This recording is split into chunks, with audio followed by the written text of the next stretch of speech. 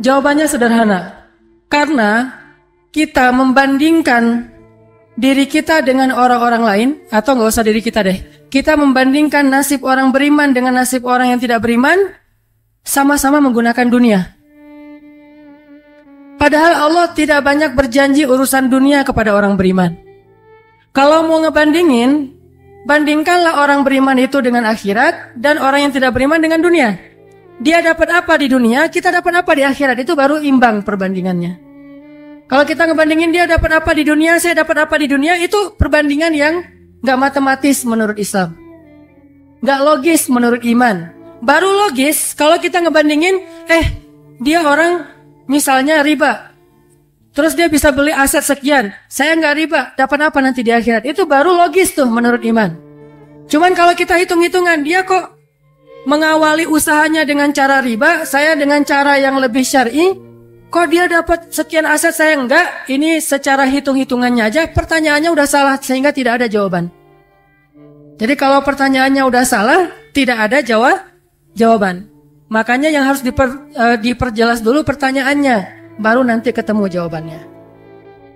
Saya mau sharing sebuah kisah nih tentang dua orang laki-laki Bani Israel. Satu ahli surga, satu ahli neraka. Yang satu mukmin, yang satu kafir. Yang kedua laki-laki ini juga sempat dikisahkan oleh Allah di dalam surat Al-Kahfi. Nanti teman-teman yang rajin baca Al-Kahfi pada hari Jumat bisa cek tuh. Salah satu kisah di surat Al-Kahfi itu kisah dua laki-laki Bani Israel, yang satu kaya, yang satu miskin, yang satu kafir, yang satu mukmin.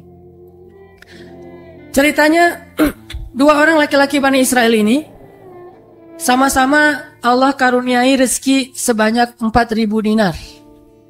Sekarang 1 dinar itu kurang lebih sekitar 2,5 juta. Jadi ada 4.000 dinar.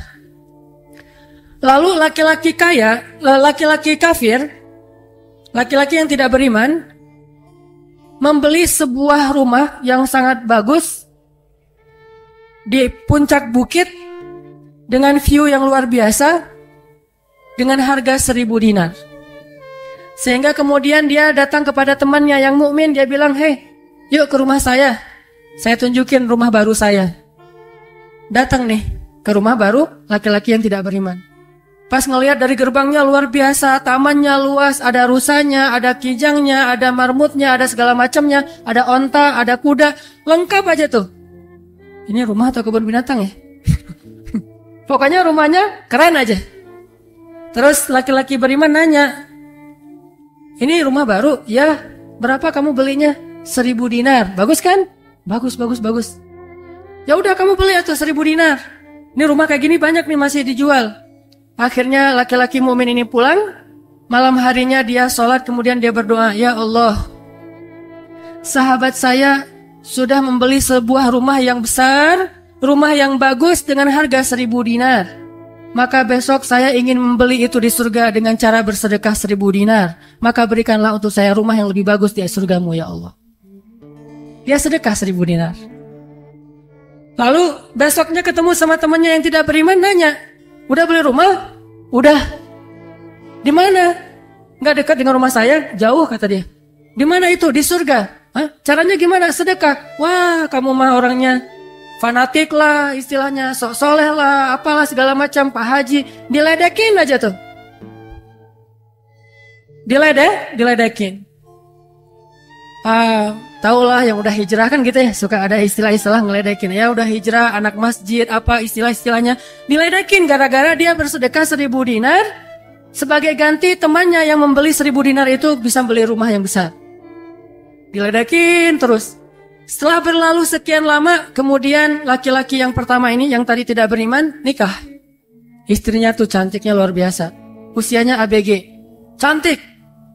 Setelah selesai dia lamar, nikah, pas hari pernikahan ngundang temannya yang beriman. Datang ya ke acara pernikahan saya. Acaranya tuh weddingnya itu ada IO-nya, IO terkenal, paling terkenal di situ. IO Bani Israel. Jadi wedding bukan IO ya, wedding organizer-nya Bani Israel. Kan orang Bani Israel mah orang Yahudi ini kalau bikin acara tuh luar biasa ya. Kayak mereka bikin Tomorrowland segala macam kan. Jadi bikinlah wedding organizer ini bikin acara wedding yang luar biasa, menghabiskan berapa? Kalau sekarang mungkin di TV-TV itu suka diumumin biaya weddingnya itu berapa miliar kan, suka gitu tuh. Nah dia ngumumin. Atau kalau nggak dia umumin pun orang-orang bilang, tahu nggak itu acaranya habis berapa? 1.000 dinar. Habis 1.000 dinar. Dia nanya, ini emang habis 1.000 dinar? Ya, maharnya 1.000 dinar. Mahar si cewek cantik. Cewek paling cantik di kota itu aja. Tidak ada lagi cowok kecuali pernah suka sama tuh cewek. Tapi dia dapat gara-gara punya uang 1.000 dinar. Saya pernah guyon sama istri saya. Nanti kalau anak kita nikah, maharnya nggak usah mahal-mahal. 2 miliar aja. 1 miliar buat dia, 1 miliar buat bapaknya. Nah, 1.000 dinar. Udah gitu dia pulang nih orang beriman. Malamnya dia tahajud, dia berdoa kepada Allah, ya Allah, teman saya udah nikah, nah saya mau masih gini aja. Tuh ya, ini pedoman buat teman-teman ya. Kalau ada yang ngasih kartu undangan, tanya maharnya berapa? Maharnya 10 juta. Waduh, saya pas nih 10 juta. Bilang ke Allah, ya Allah, sama kayak dia. Saudara saya, teman saya sudah menikah dengan mahar 1.000 dinar. Dan saya masih punya. Saya ingin melamar bidadari di surga dengan 1.000 dinar. Nikahkanlah saya dengan bidadari paling cantik di surga, ya Allah. Ini 1.000 dinarnya, sedekah 1.000 dinar. Temannya punya anak, ceritanya pas lagi reuni SMP gitu ya. Lagi reunian tanya, kok masih sendiri aja? Enggak sendiri, cuma nggak dibawa. Itu trik menjawab pertanyaan yang nyelekit tadi. Loh, kok kamu sendiri? Nggak ditemenin sama si dia? Enggak, lagi nggak enak badan. Nggak dibawa katanya. Loh kok nggak dibawa? Soalnya masih di surga. Udah aja. Oh, di surga gimana caranya? Sedekah 1.000 dinar. Wah lo benerannya keterlaluan lo. Habis-habisan dibully. Dibully habis-habisan gara-gara dia nggak melamar cewek dengan 1.000 dinar, malah pakai sedekah untuk melamar bidadari hurul ain. Baca surat Ar-Rahman paragraf terakhir tentang hurul ain. Fihinna qasiratut tarfi lam yatumithunna insun qablahum wala jan. Gak ada manusia yang kayak gitu. Qasiratut tarf, cewek yang matanya besar tapi sayu. Matanya besar, tapi sayu. Kalau mata saya kecil, matanya besar tuh. Orang sekarang kan banyak pengen mata besar, sampai diedit dulu di B berapa tuh? Aplikasi teh. Nah itu. Di fotoras lah, apalah, diedit supaya matanya disobek dikit bagian ininya, jadi besar gitu ya. Dikasih eyeshadow, dikasih apa, segala macam supaya matanya besar. Kenapa? Mata besar itu simbol dari kecantikan. Makanya bidadari itu bahasa Arabnya hurul ain, yang matanya besar. Lam yatumithunna insun qablahum wala jan. Belum pernah disentuh. Disentuh doang loh ya, bukan yang lain. Cuma disentuh aja, belum pernah oleh manusia dan jin. Murni, asli, original.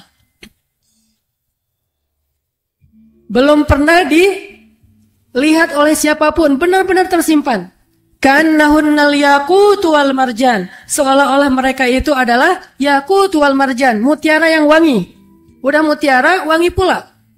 Yaqut wal marjan. Bukan Yakult yang diminum sehari, gitu ya. Yakult beneran. Ditambah lagi nanti di ayat yang lain, fihinna khairatun hisan. Perempuan yang khairat. Khairat itu artinya banyak anak. Subur.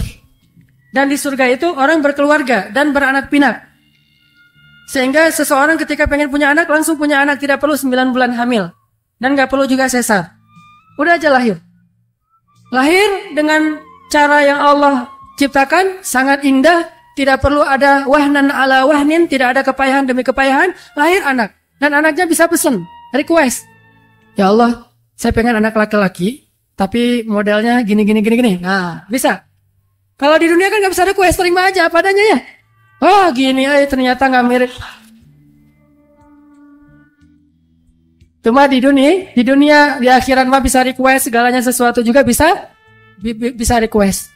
Udah aja kayak gitu, hurul ain. Sehingga dia tahu, gimana pun cewek ini cantik, tidak pernah bisa mengalahkan satu hurul ain. Seandainya jemari hurul ain, jari kelingking doang dikeluarin dari surga ke dunia, maka cahaya matahari akan tertutup oleh cahaya jari kelingkingnya hurul ain. Kalau hurul ain sempat keluar dari surga, jatuh ke bumi, kau bidadari jatuh dari langit gitu kan ya? Nah, jatuh tuh ke bumi beneran. Maka nafasnya, satu kali dia bernafas, semua manusia akan mati karena tergila-gila kepada dia. Harumnya nafas hurul ain. Gak usah dibayangin, ntar makin gak bisa tidur. Sekedar ilustrasi doang nih. Akhirnya dia lamar tuh hurul ain dengan sedekah 1000 dinar. Udah aja sih kayak gitu. Dan dia merasa, alhamdulillah saya lebih beruntung dari dia. Saya lebih beruntung dari dia. Gitu matematika mukmin. Baru setelah beberapa tahun, teman yang pertama tadi yang tidak beriman beli kebun. Kebun yang sangat luas. Lalu ngajak lagi teman yang beriman, yuk ke kebun saya. Kamu udah punya kebun? Udah, datang aja. Kamu tahu nggak nih kebun yang saya beli berapa? 2000 dinar. Kebun korma yang sangat luas, yang di dalamnya ada mata airnya sendiri, yang tidak seolah-olah tidak ada batas ketika kita memandangnya. Terus panjang mata memandang. Kebun kurma yang rindang, 2000 dinar. Lalu laki-laki ini pulang lagi, ya Allah, izinkan saya membeli kebun-kebun surgamu dengan 2000 dinar karena saudara saya itu udah membeli kebun di dunia. Sedekah lagi 2000 dinar. Terus kayak gitu sampai mereka tua. Yang satu meninggal dalam keadaan kaya raya tapi kafir, yang satu lagi meninggal dalam keadaan miskin tapi beriman. Siapa lebih beruntung? Tergantung matematika yang dipakai. Kalau matematikanya materi duniawi, pasti orang yang pertama yang tidak beriman lebih beruntung. Bisa menikmati dunia habis-habisan sampai hari tuanya. Tapi kalau matematikanya matematika mukmin, Rabbani, maka pasti yang kedua lebih beruntung dari yang pertama. Nanti setelah mereka meninggal, ini ceritanya panjang sekali dan kemudian jadi salah satu tafsir dari Al-Quran surat As-Saffat yang nanti kita baca. Di akhirat, kalau teman-teman tahu kalau kita baca tafsir itu ternyata ya, di surga itu punya jendela. Kayak rumah punya jendela. Cuman saya nggak tahu seperti apa bentuk jendelanya karena surga itu kata Nabi, ma la ainun ra'at wa la udhunun sami'at. Yang nggak pernah dilihat oleh mata, yang nggak pernah didengar oleh telinga, yang nggak pernah dibayangkan oleh imajinasi manusia. Yang jelas ada jendela itu di surga. Nah, jendela ini apa? Jendela ini dipakai untuk mengintip ke neraka. Jadi nanti kalau ada kisah-kisah penduduk surga menyelamatkan orang-orang di neraka, itu lewat jendela itu. Kalau ada cerita penduduk surga dan penduduk neraka berdialog, itu lewat jendela itu. Bukan keluar dulu, sama-sama keluar, terus ada ruangan khusus dialog gitu, enggak. Atau pakai misalnya Skype gitu ya. Nelpon neraka pakai Skype. Tling, lagi disiksa. Aduh, ada yang nelpon, bentar dulu. Kan enggak ada yang gitu ya. Ini mah pakai jendela, jadi jangan pakai imajinasi teknologi yang sekarang. Nggak ada Skype, nggak ada WhatsApp call, video call gitu. Nggak ada line, yang ada lewat jendela. Begitu dia ngelihat ke jendela, dia langsung Allah berikan dimensi melihat neraka. Langsung Allah kasih ruang untuk bisa melihat neraka. Di neraka itu dia akan bertanya kepada malaikat neraka, ngasih kayak kertas gitu. Tolong cariin yang namanya ini. Cariin. Oh ya, ini masa nggak kenal kayaknya di surga. Emang siapa? Hananataki. Penduduk malaikat neraka mah nggak kenal. Amin. Aminin atuh. Mudah-mudahan semua kita tidak dikenal di neraka. Dikenal di surga insya Allah. Kalau ini mah nggak boleh hore. Nih serius nih. Udah aja ngasih nama gitu ya ke malaikat penjaga neraka. Kenal nama ini nggak? Oh ntar dulu nanya ke yang lain. Kenal nama ini nggak? Wah ada tuh yang di pojok sana tuh lagi dihabis-habisin sama malaikat. Udah malaikat yang itu bawain sini gitu. Pas dibawain ternyata itu adalah laki-laki tadi yang di dunia saling bersaing dalam memperkaya diri. Satu memperkaya diri di dunia, yang satu lagi memperkaya diri di akhirat. Bro, gimana nasib lo sekarang? Waduh, saya sekarang disiksa segala macam, dia ngaku kesalahannya. Lah kamu gimana? Dulu kamu katanya beli rumah di surga, terus nikah di surga, terus beli kebun di surga, udah dapat. Wah, bukan dapat lagi. Ternyata 1000 dinar itu bukan satu istana loh bro. 1 dinar itu sekian ribu istana. Sekarang saya 1000 dinar, bayangin aja. Halo, gitu. Makin sakit kan ya? Makin nelangsa, makin stres. Udah di neraka stres pula, stroke lagi, kena kejang-kejang gitu. Nggak di neraka, kejang-kejang aja nggak enak, stroke nggak enak, apalagi udah stroke-nya di neraka kan lebih nggak enak tuh. Orang kena penyakit jantung di dunia nggak enak, ini penyakit jantungnya di neraka lebih nggak enak lagi. Ini mah imajinasi saya. Sesuai dengan di Al-Quran surat As-Saffat, dialog antara penduduk surga dan penduduk neraka. Inilah teman-teman matematika untuk mengukur siapa lebih beruntung. Sehingga kita tidak perlu bertanya, kenapa? Why?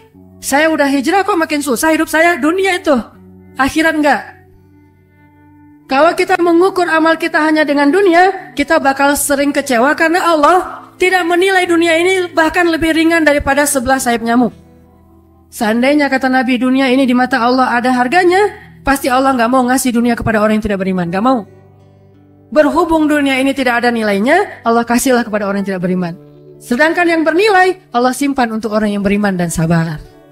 Pakai kacamata Rabbani, cara pandang Allah Subhanahu Wa Taala. Sehingga ketika kita hijrah, kita minta tolong kepada Allah urusan dunia, tetapi kita yakin kalau kita istiqomah, ikhlas, maka di akhirat wa ma indallahi khair. Itu harus jadi mantra yang kita ulang-ulang tuh. Kalau teman-teman lagi cemburu dengan dunia, seseorang bilang wa ma indallahi khair. Apa yang ada di sisi Allah lebih baik. Udah gak jadi cemburu tuh.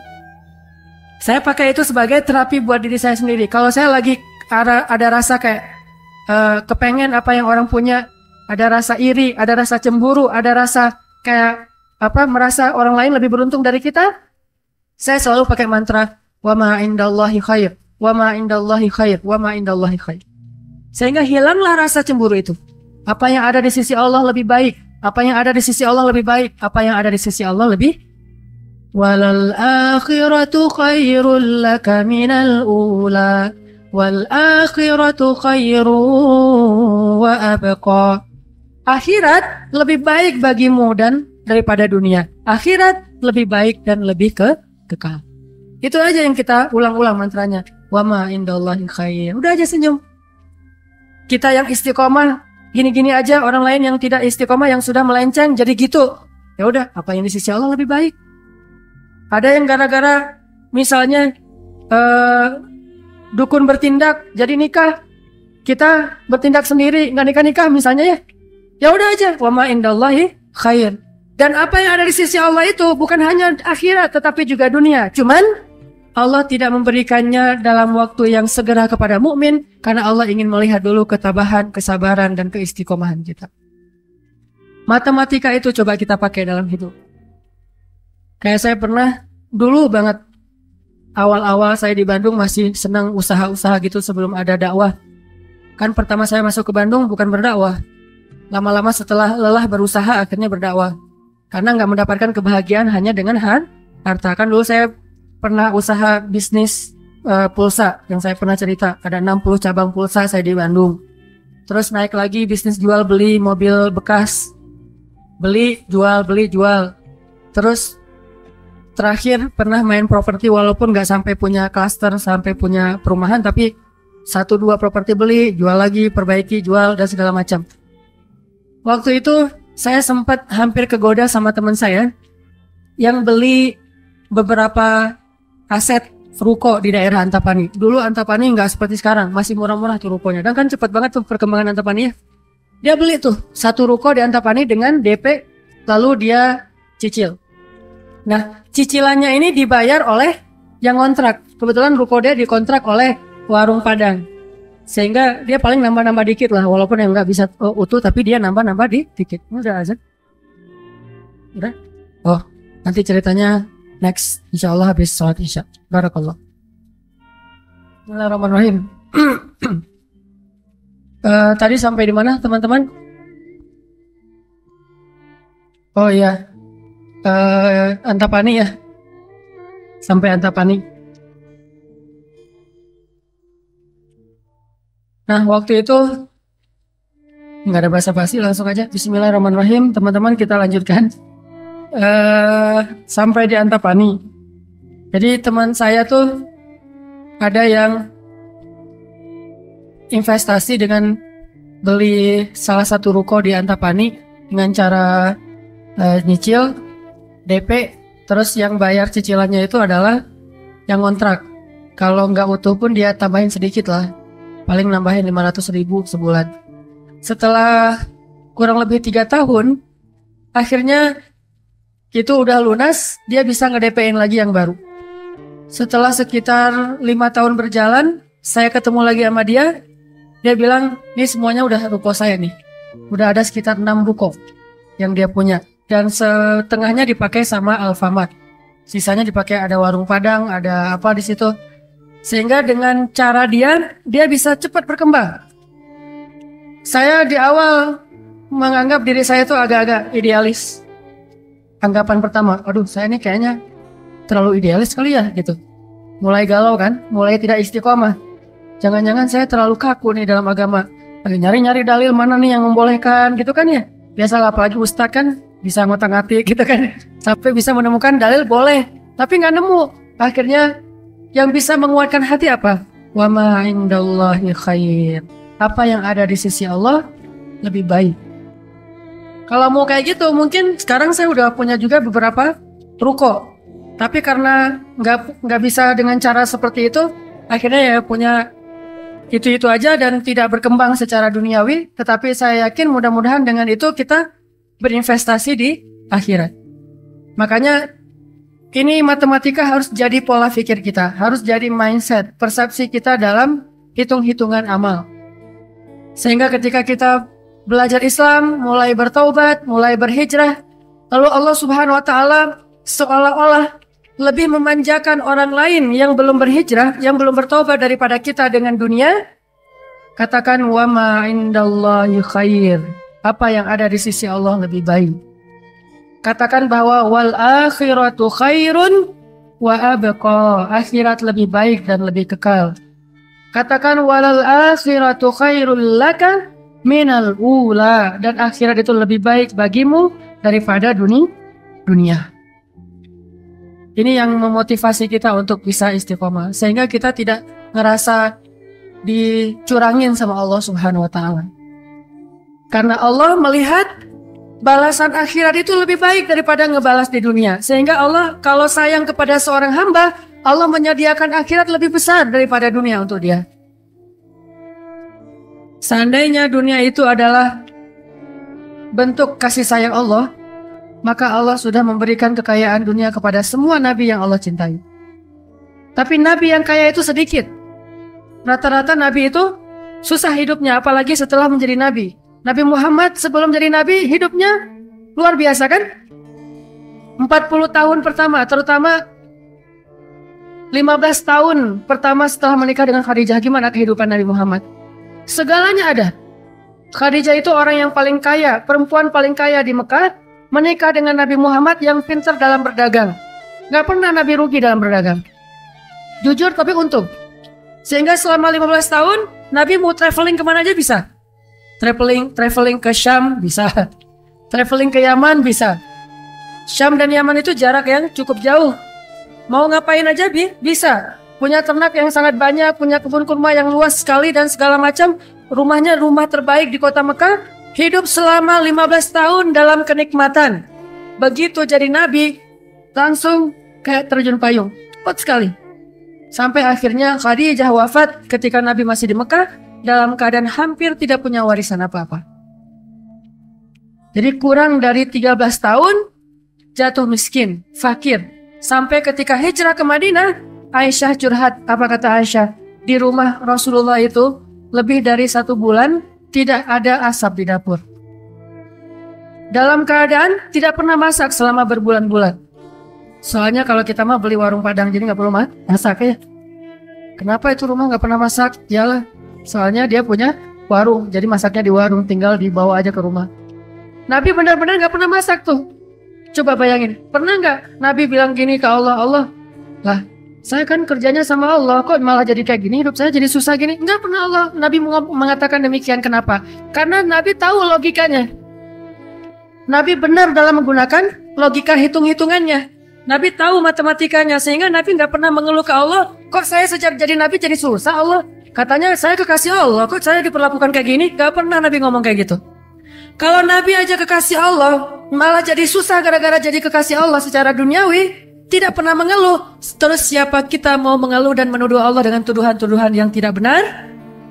Apakah kita merasa bahwa setelah kita berhijrah, Allah harus memberikan kepada kita dunia yang di mata Allah tidak ada nilainya? Berarti kita meminta kepada Allah sesuatu yang tidak baik dan membuang sesuatu yang baik. Itulah yang dulu pernah dinasihatkan oleh Musa kepada Bani Israel di dalam surat Al-Baqarah. Coba teman-teman lihat di surat Al-Baqarah itu ayat 61.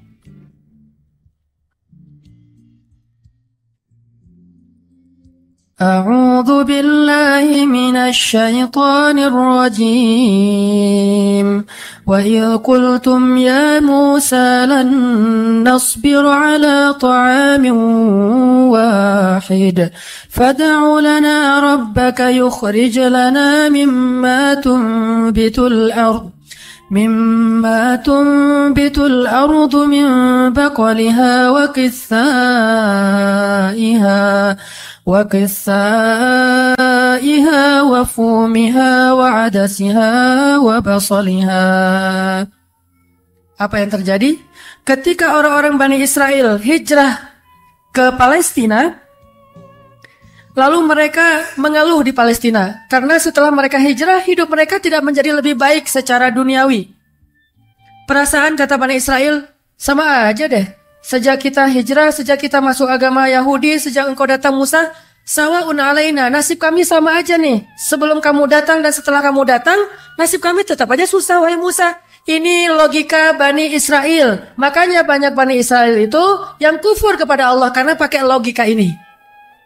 Logika 2 tambah 2, 4. Itu logika Bani Israel.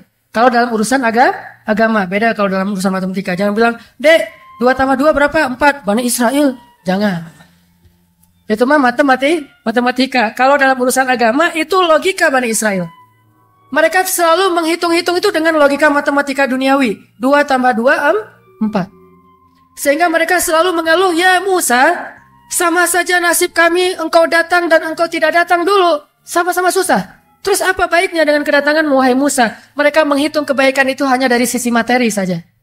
Padahal kedatangan Musa telah mengeluarkan mereka dari perbudakan kalau mau dihitung lebih jujur di urusan dunia. Kedua, dengan kedatangan Musa, mereka akhirnya diselamatkan dari kejahatan dan kekejaman Firaun yang membunuh anak laki-laki mereka dan memperbudak anak perempuan. Apakah mereka lupa? Afala ta'qilun ya Bani Israel? Tidakkah kalian berpikir wahai Bani Israel? Ditambah lagi dengan janji Allah untuk Bani Israel. Allah bukakan langit dan bumi untuk Bani Israel. Bayangin, Bani Israel lagi hijrah nih. Dari Mesir ke Palestina. Di tengah jalan haus. Musa, haus. Haus ngadu. Hashtag semuanya viral. Haus Bani Israel. Hashtagnya haus. Akhirnya Nabi Musa berdoa kepada Allah, ya Allah beri mereka air. Keluarlah mata air satu untuk Bani Israel yang ada 12 suku.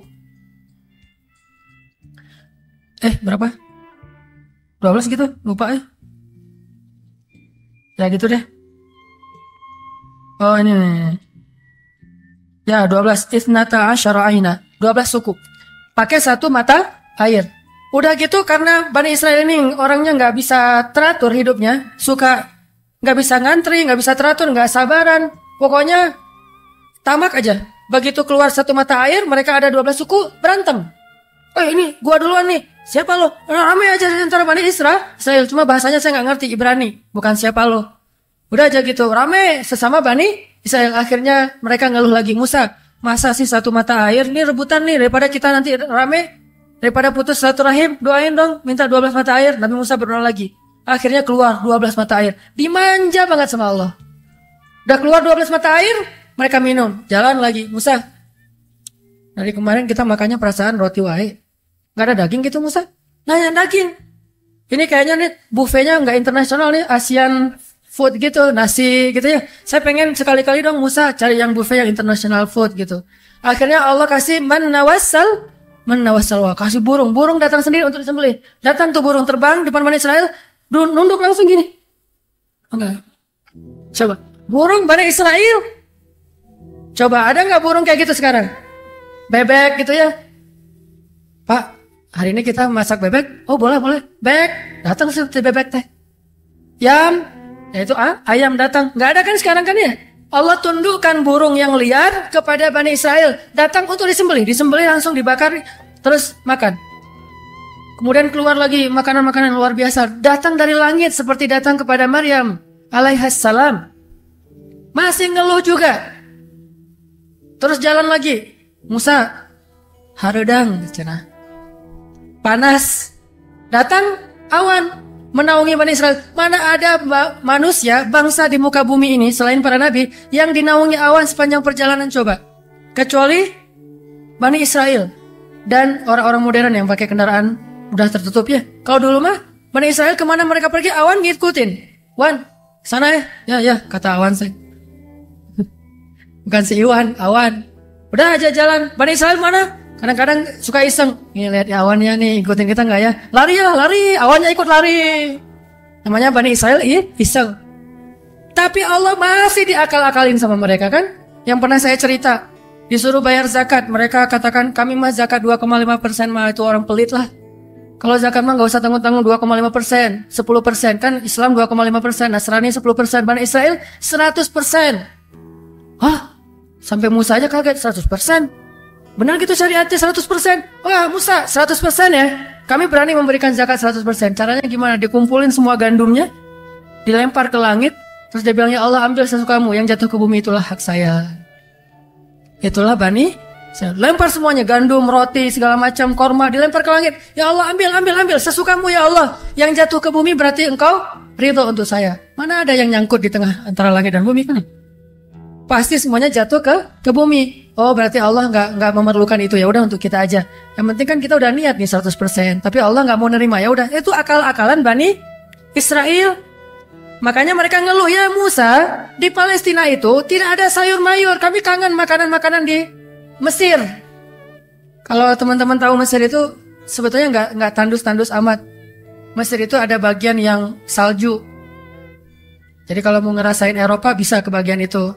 Ada yang bagian yang benar-benar padang pasir. Ada yang bagian yang subur luar biasa. Nah, sampai mereka kangen dengan sayur-sayuran Mesir. Kangen dengan bayam, kalau di kita mah kangen dengan singkong, kangen dengan jengkol. Ya, pernah kangen jengkol? Karena nggak pernah keluar Bandung. Kalau keluar Bandung pasti kangen jengkol. Misalnya umroh gitu ya. Ada restoran Indonesia, Mang ada jengkol? Di Mekah. Kalau tanya orang Arab, jengkol. Bahasa Arabnya tidak ada jengkol. Soalnya bahasa Arabnya tidak ada jengkol. Mahada kata orang Arab, jengkol yang aroma ya. Intinya orang Bani Israel kangen dengan makanan Mesir. Terus apa kata Nabi Musa? Qala tastabdiluna alladhi huwa adna billadhi huwa khair. Apakah kalian meminta untuk menukar sesuatu yang buruk dengan sesuatu yang lebih baik? Maksudnya apa? Kenapa kalian ingin dibayar oleh Allah dengan dunia ketika kalian beriman? Kalau mereka Bani Israel itu kalau beriman hitung-hitungan banget. Habis beriman harus rezekinya berlimpah. Habis beriman harus terbebas dari segala masalah. Habis beriman harus dimanjain banget dunianya. Itu pola pikir Bani Israel. Sedangkan para nabi dan orang-orang yang beriman gak kayak gitu cara berpikirnya. Setelah beriman Allah uji, maka mereka mengatakan, ini untuk melihat apakah saya jujur dalam iman atau munafik. Seperti kata Bilal. Ketika Bilal beriman, dengan qadarullah dia ketahuan imannya oleh tuannya Umayyah bin Khalaf. Lalu disiksa oleh Umayyah bin Khalaf. Setelah disiksa berhari-hari, Umayyah ngomong gini, Bilal, mana Tuhan kamu?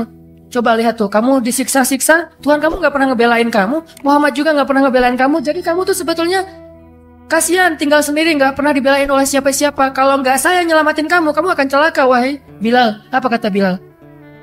Ya Umayyah, udah gak bilang lagi Tuhan, dia mah udah beriman, gak ngomong lagi Tuhan, gak ngomong lagi gitu. Kalau saya diuji atau disiksa karena keimanan saya, itu berarti Allah ingin melihat kesabaran saya. Maka kalian akan melihat sabar saya lebih kuat daripada sabarnya orang Arab. Karena orang Arab Mekah itu terkenal dengan keteguhan dan kesabarannya. Saya akan lebih sabar daripada laki-laki Arab dan akan lebih kuat daripada gunung Uhud.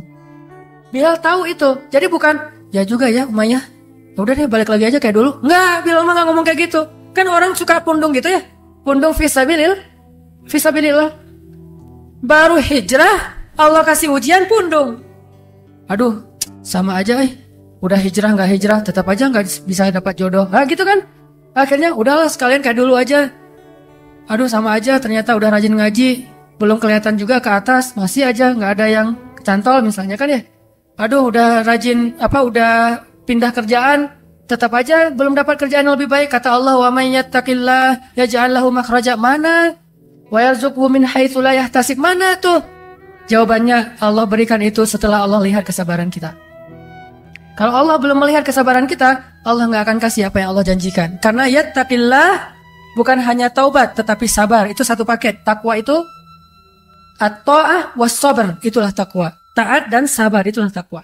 Wa may yattaqillah, siapa yang taat lalu sabar, baru Allah janjikan yaj'al lahu makhraja wa yarzuqhu min haitsu la yahtasib wa may yattaqillaha yaj'al lahu min amrihi yusra wa may yattaqillaha yukaffir anhu sayyi'atihi wa yu'zim lahu ajra. Itu semua janji Allah bagi orang yang takwa, dan takwa itu taat dan sabar. Kalau taat doang tapi nggak sabar, pundung tadi, maka Allah tidak punya janji apapun dengan dia. Ini logika yang dipakai oleh Allah, hitung-hitungan matematikanya Allah Subhanahu wa taala, sehingga kita tidak kecewa.